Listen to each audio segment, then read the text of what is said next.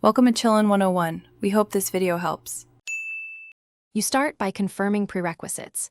Make sure the TV and your phone or laptop share the same Wi-Fi network and that the YouTube app is installed on the source device.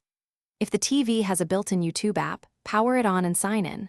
Otherwise, identify an HDMI or composite port for a connected device.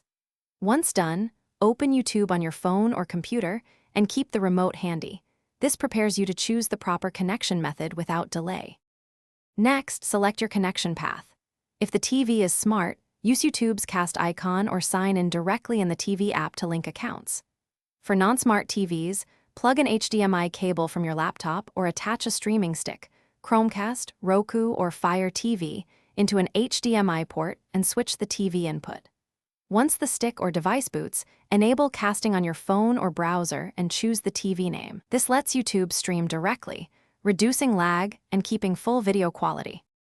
Finally, play a YouTube video and select cast to the TV, or use the TV remote to choose the HDMI input if wired. You control playback, volume, and resolution from your phone or computer.